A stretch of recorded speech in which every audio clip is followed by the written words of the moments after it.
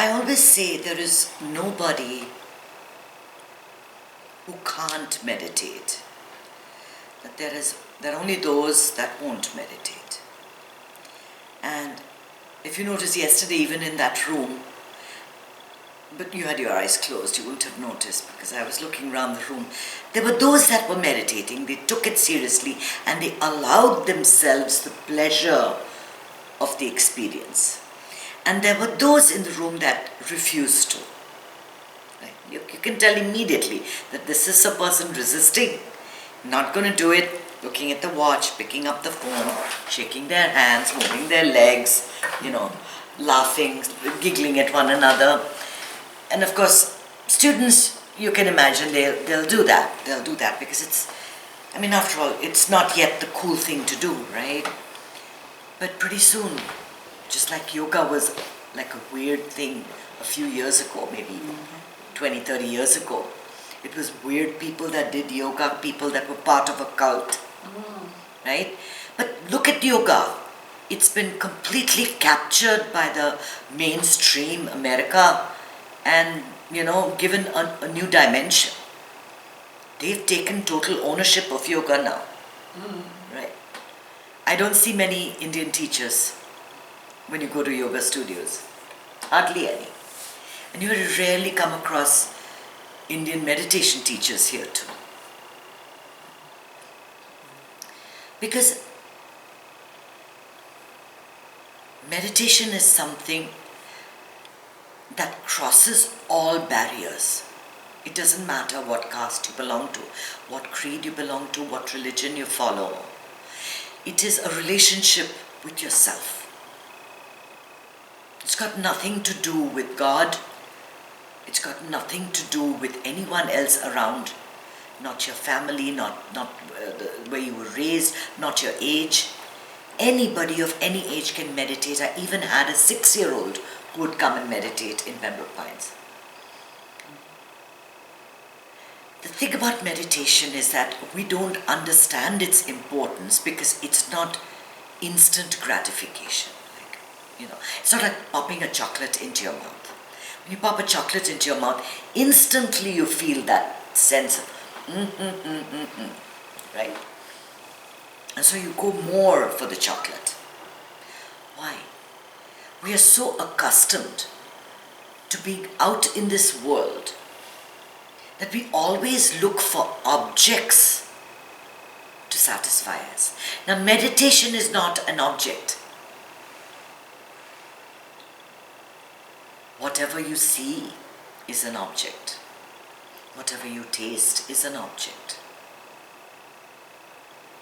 Whatever you hear is an object. Whatever you experience, if you try to make that into an object, it takes away from the essence of what you're doing. Because essentially in meditation, what you're doing, attempting to do, is nothing. It is absolutely nothing. It cannot be described. It has to be felt, and you feel it as a loss of time, as an absence of time. So I remember when my daughter, I sent her to meditate with Sri. He was doing a talk in DC and she was against it, and she was like, okay mom, for your sake I'll go. And she went. And then she called me and she says, Mom, what was that? It was so unreal. I could hear him speak. I was not asleep. I was not awake. Where was I? I could not.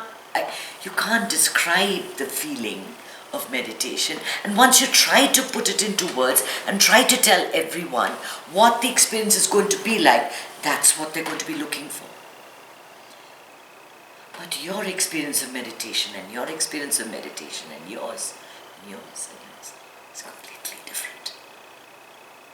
Because what you are bringing into the meditation is completely different. What are your samskaras? Your past impressions. What is your basic nature? What has happened today? What is the food that you eat? What is your attitude to it? What are you looking for something? Are you searching? Are you seeking? Are you exhausted? Have you just had a cup of coffee? There are so many things that change the quality of your meditation. And to experience what truly is meditation is all about, to experience the source, to experience consciousness, to experience Brahman, you need grace.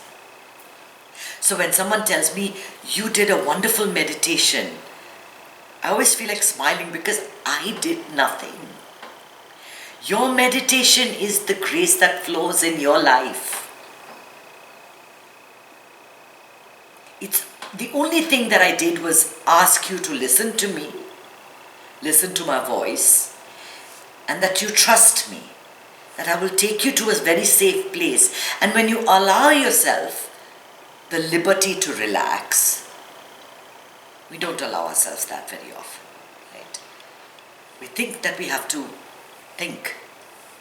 And so we're always caught up in something or the other. But the permission to just let go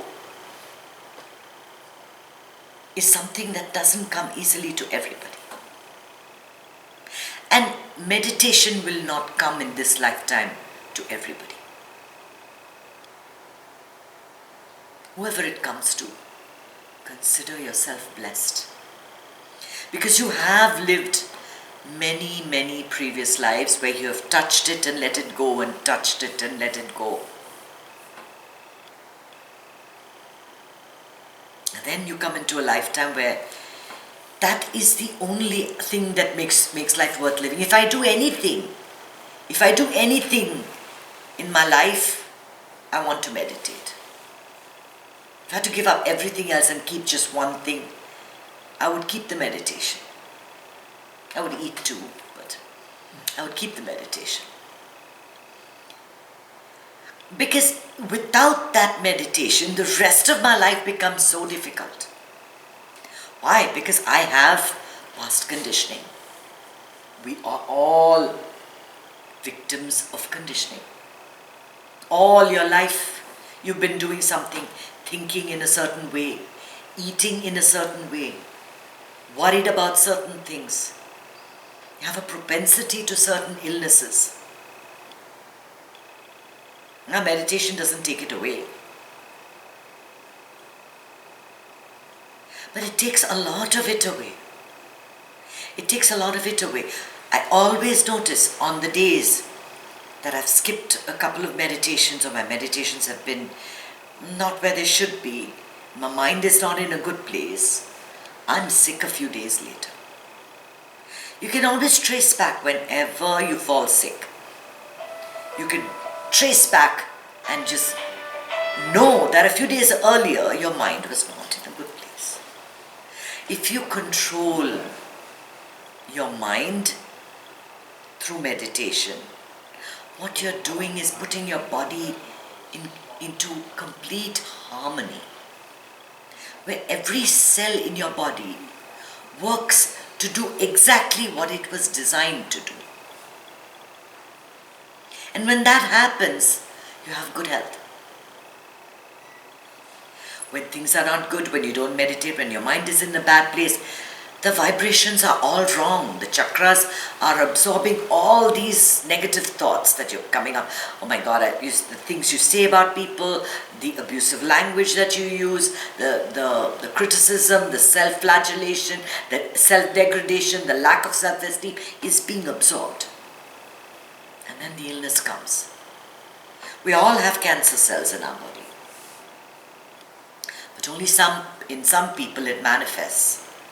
Why? Because you've allowed it to grow, where cells are not doing the thing that they're supposed to do.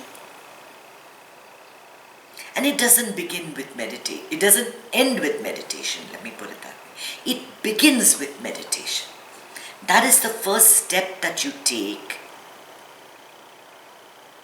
to transform the rest of your life. Because this is not a group that meets just to meditate. The attempt is to transform the way you think, transform the way you believe, transform the way you act. Change your perspective completely on how you deal with your life. And then life becomes effortless. Completely effortless. But meditation requires discipline. And it is the first thing that people put aside. They come to meditation when there's absolutely nothing else to do. I've had people tell me that, I have to go shopping. I have to go for, they make up all kinds of excuses not to do the meditation. I'd love to come, but Wednesday is my shopping day. Okay, we all have our priorities and it's okay. Maybe it's not for them, not in this life. This life is meant for shopping for them. Maybe in the next life. And there was a time when I was so excited about meditation. I would talk about it to everybody, whether they wanted to listen to it or not. And it was so hurtful when people thought of you as some weird person out there. And I realized that it's okay. It's okay that I can't change the whole world. It's okay that 5 people in my life listen and start meditating daily. It has to be done daily. It has to be done daily. And I always give the example of brushing your teeth. You brush your teeth daily. You take a shower daily. You eat your food daily. Some of you even go to the gym daily. Do something to exercise. Why won't you take care of your mind? That's where it all starts. It all starts there. You take care of your mind, you can do anything. You can do anything. And it's not about willpower. It's not about saying, I'm going to get this done. It's about building with action, little by little by little, day after day after day. And the miracle of meditation is that you don't wake up the next morning feeling like great. You look back 6 months and you see, my God, what a transformation has taken place. The things that made you crazy don't bother you that much. The anger that used to consume you comes up only for short periods, short bursts. Everything becomes much more controllable. Everything becomes incidents in your life. Your perspective changes. There's a shift in consciousness that takes place. There's a complete shift in the way you think. You move on to a different plane. And you have the same problems, but they don't bother you as much. They don't bother you as much. You can handle it.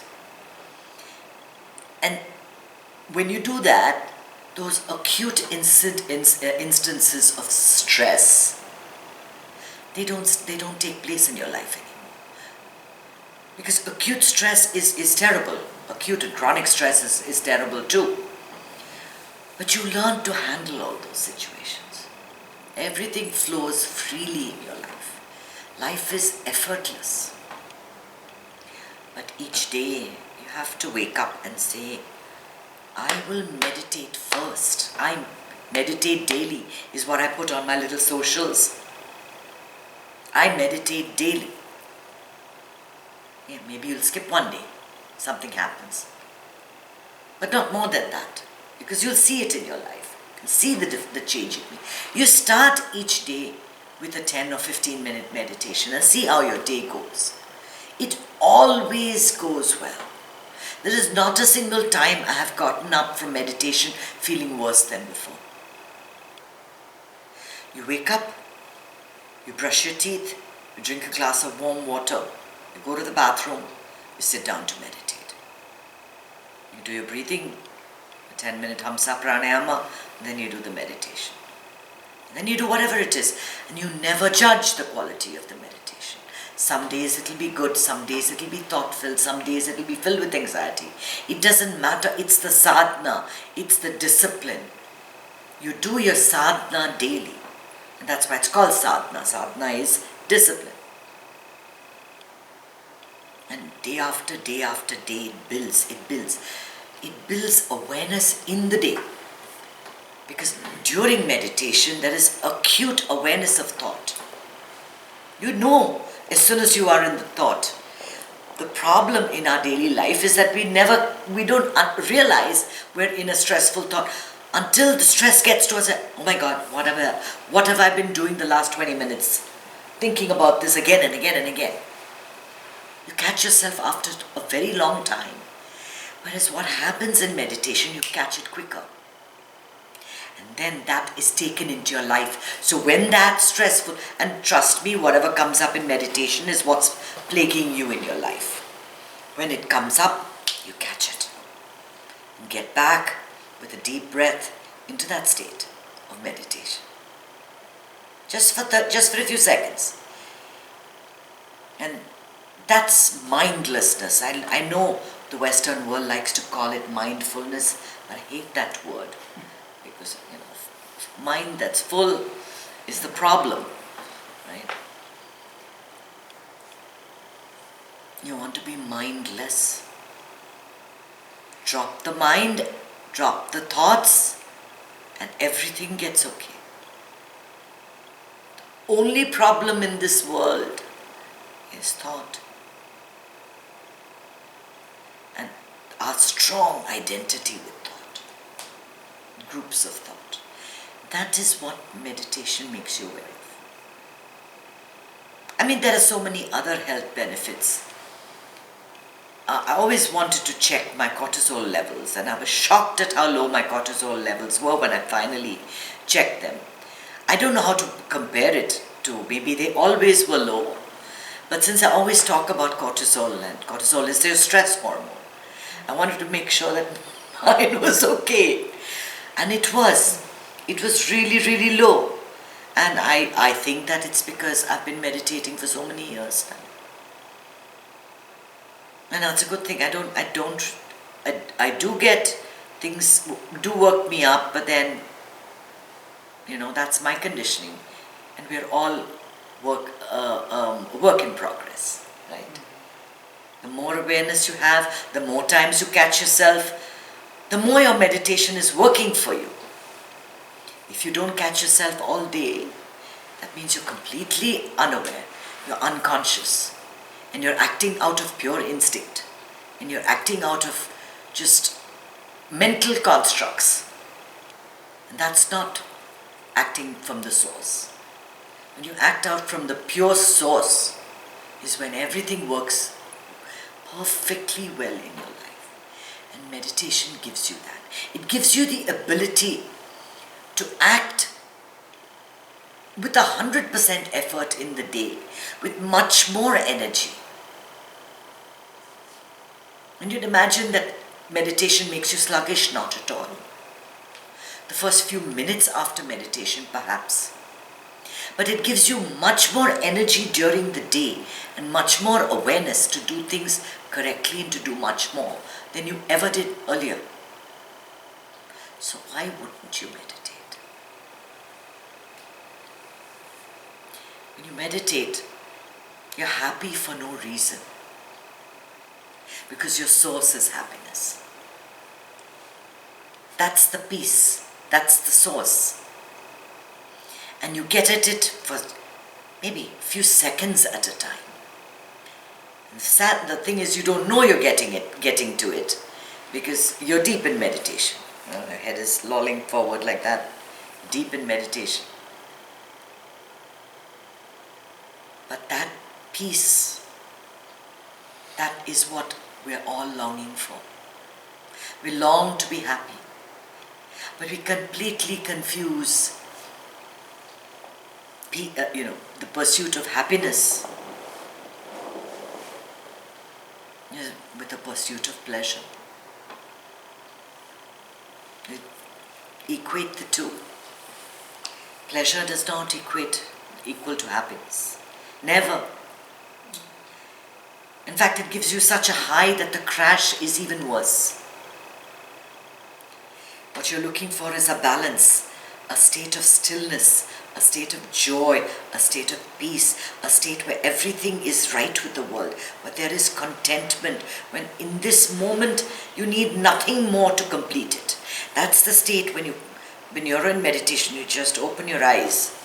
That is how you feel. Before the first thought hits you, you get that feeling that, my God, this is great. I could be here forever.